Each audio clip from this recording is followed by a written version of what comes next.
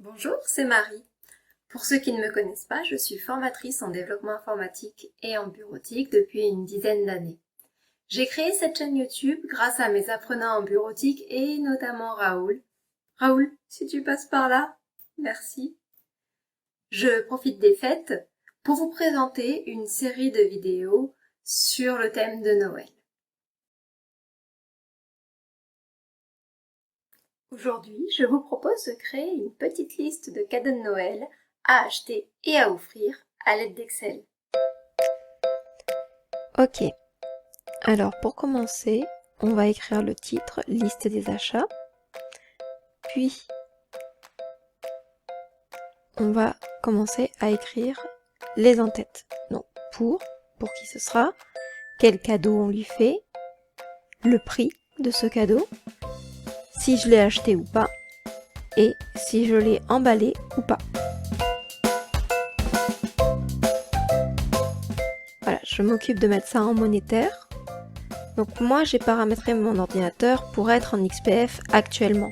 Mais si c'est pas fait pour vous, vous mettez 0 décimale et vous allez tout en bas pour aller chercher la monnaie XPF. Et si vous êtes en euros, bien sûr, vous vous mettez en euros. Je mets OK. Ensuite, pour ici acheter, je vais vouloir une liste déroulante qui va me dire si c'est soit acheté, soit pas acheté. Donc je vais dans données, validation de données. Ici, je vais choisir liste.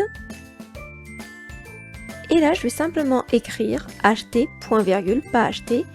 Et il va tout seul me faire la liste. D'accord? C'est séparé par le point virgule.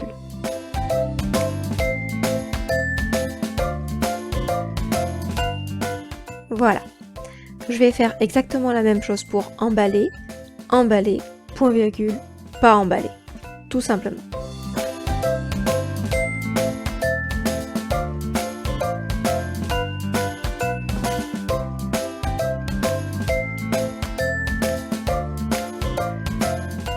Et voilà. Maintenant, je vais changer le thème. Donc ici, je pourrais partir d'une base, par exemple violet ou quelque chose comme ça, mais je vais créer complètement mon thème, d'accord, pour pouvoir avoir les couleurs que moi j'ai envie d'avoir. Alors, ces couleurs-là, ce sont celles qu'on retrouve en haut quand on veut mettre de la couleur dans notre document. Donc moi, bon, c'est des numéros que je connais déjà. Donc je les tape, d'accord, je tape directement le code hexadécimal parce que je le connais. Donc le code hexadécimal, pardon, c'est ce code en bas qui commence par dièse et qui indique la couleur qui a été sélectionnée. Je pourrais aussi tout simplement changer dans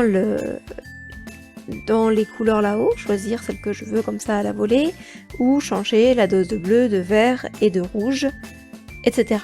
Moi, voilà, j'ai choisi d'aller chercher directement le code hexadécimal.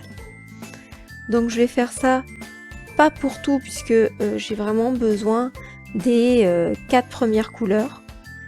Mais voilà, donc je mets un vert foncé qui rappelle Noël, un rouge foncé, pareil pour la même chose. J'ajoute maintenant un doré.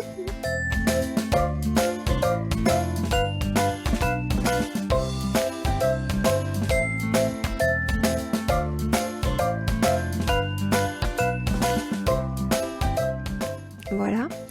Et je vais terminer avec un bleu qui effectivement n'est pas forcément une couleur qu'on s'attendrait à voir dans les couleurs de Noël, mais ça me permettra d'avoir, pour compléter un petit peu cette sélection. Voilà, le reste j'y touche pas, et je vais donner un nom à ma palette, ici Noël forcément, et j'enregistre. Voilà.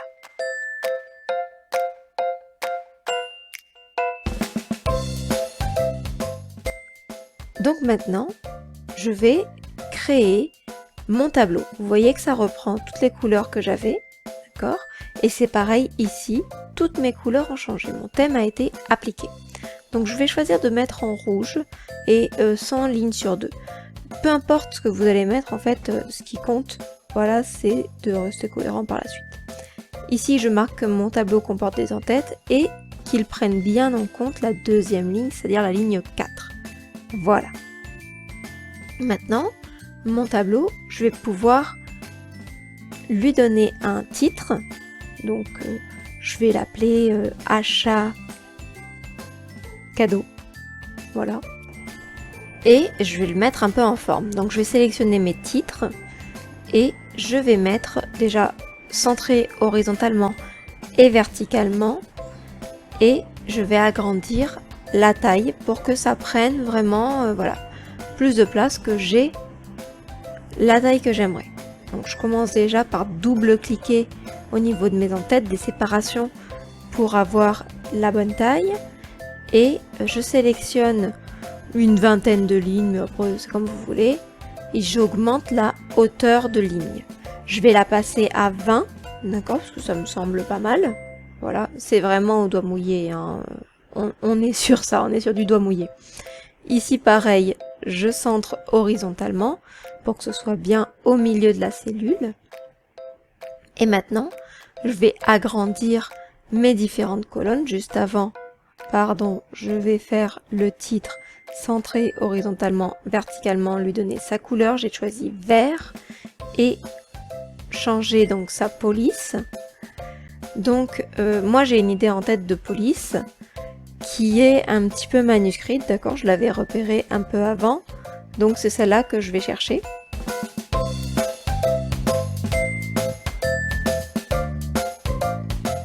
La voilà. Et maintenant, je vais augmenter la taille de ma police. Je mets en gras bien sûr juste avant. Voilà, c'est pas mal comme ça. Attention à pas faire trop grand, sinon ça risque d'être embêtant. Donc ici, voilà, je redimensionne chacune de mes colonnes pour que ça puisse accueillir les différentes choses que j'y attends. Donc comme j'ai dit tout à l'heure, c'est au doigt mouillé, ça pourra toujours être changé par la suite, c'est pas un problème. Ici, ça rentre parfaitement, donc j'ai pas besoin de changer ni celui-là, ni emballer, puisque ça rentre. Voilà. Donc, pour continuer, je vais ajouter une ligne de total en dessous qui va me donner, comme son nom l'indique, le total. Alors, je suis pas intéressée par le total d'emballer, je suis intéressée par le total, la somme à payer au total. Voilà. Et vous voyez qu'automatiquement, ça prend XPF parce que ça reprend la mise en forme qui a été choisie ici. Je me suis rendu compte que j'ai oublié le magasin, donc j'ajoute une colonne avant le prix pour mettre le magasin. Voilà. Ici, je vais réduire l'affichage de l'entête de mon titre juste sur les deux premières colonnes et je vais agrandir ma hauteur de ligne aussi à 20. Voilà, pour que ce soit plus agréable à regarder aussi. J'aimerais ajouter une image pour faire un petit peu joli. Donc je vais aller chercher sur Bing et je vais rentrer une recherche, voilà. Donc clipart, c'est un type d'image, voilà, et je cherche donc des guirlandes lumineuses. Ce qui est en gris, c'est ce qui n'est pas encore chargé, mais après, c'est pas très grave si c'est pas chargé, puisque moi, ce qui m'intéresse, c'est de trouver voilà, l'image qui me convient. Celle-ci me semble pas mal, je vais quand même regarder en dessous ce qu'il me propose. On voit qu'il me propose quand même des photos, alors que j'ai clairement dit clipart. Mais bon, c'est pas dramatique. Celle-ci me semble très bien, elle correspond à mes couleurs. C'est bon, je la prends. Elle se télécharge et on voit que voilà, je suis bloquée parce que elle a un espace en haut et un espace en bas. Donc il va falloir que je rogne l'image pour pouvoir être au plus près de chaque côté, en haut et en bas. Voilà. Donc ensuite, je vais recliquer sur rogner et voilà, mon image a pris la bonne taille. Maintenant, je vais la mettre à l'endroit où je souhaite la mettre et à la taille que je souhaite. J'aimerais que ça prenne vraiment tout l'espace ici. Voilà, donc je suis un peu maniaque, je recalibre un petit peu. Et par contre, voilà, ça déborde vers le haut, donc il va falloir que j'agrandisse un petit peu encore la hauteur de ligne pour pouvoir être aussi grand que cette en-tête que j'ai créée. Alors attention, quand je fais comme ça, comme j'ai sélectionné les deux, voilà, ça déborde parce qu'en fait, ça a mis la taille aux deux en même temps. Donc ici, je suis de retour pour un peu de doigt mouillé pour pouvoir, voilà, faire à peu près comme il faut. On n'est pas au pixel près, c'est pas dramatique. J'en profite pour agrandir le titre, voilà. Et maintenant, je vais pouvoir remplir et voir ce que ça donne. Juste avant, je me suis rendu compte que j'ai pas agrandi ces titres-là. Donc j'en profite pour agrandir ici. Le 14, ça me semble être une bonne taille, mais ça veut dire qu'il va falloir que je revoie la taille de mes colonnes, parce que acheter et emballer se retrouve du coup pris au piège. Ça me gêne par rapport à ma guirlande, mais plutôt que d'agrandir ma guirlande, de devoir réagrandir partout, enfin voilà, ça va juste être pénible. Ce que je vais faire, c'est que je vais jouer sur une autre colonne, en l'occurrence la colonne de prix, puisque ça va pas être non plus des milliers et des cents, je vais pas avoir des millions. Donc voilà, la réduire un peu, ça suffit.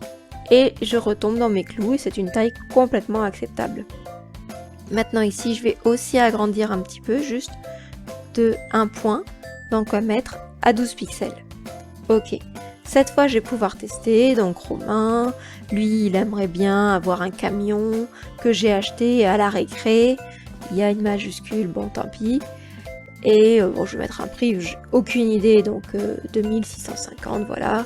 Je ne l'ai pas encore acheté. Et donc, par voie de conséquence, je ne l'ai pas encore emballé. Ok, j'en remplis quelques autres, voilà. Pour aller à la ligne, pour ajouter, j'appuie sur Entrée et ça m'ajoute automatiquement une nouvelle ligne. J'ai pas besoin de faire des manipulations ou quoi. Voilà, j'ai juste à continuer à taper et à mettre la suite. Donc, bon, bah, j'ai une ligne supplémentaire, donc je vais la remplir.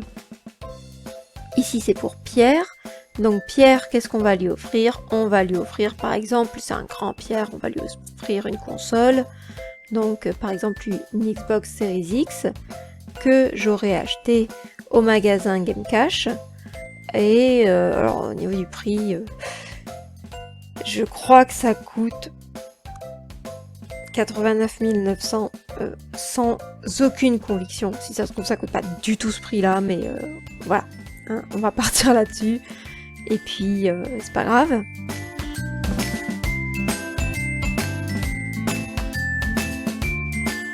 Voilà, donc ça met automatiquement à jour mon total. Ici, on va dire que je l'ai acheté et que je l'ai emballé. Je pourrais ne pas l'avoir emballé, de toute façon, on s'en fiche, c'est juste pour avoir des données. Maintenant, ce que je vais faire, c'est que je vais enlever le quadrillage de fond pour rendre ça un peu plus joli. Et voilà le résultat pour le moment. Et voilà, j'espère que ça vous a plu. Si c'est le cas, n'hésitez pas à me faire un petit retour en commentaire, à mettre un pouce en l'air. Vous pouvez aussi le partager avec des personnes qui pourraient en avoir besoin. Dans la prochaine vidéo, nous verrons comment faire un tableau de bord pour obtenir des statistiques à partir de ce tableau-là. Et en attendant, je vous souhaite une très belle journée. Abonnez-vous pour rester informé de la sortie des prochaines vidéos. À bientôt, ciao!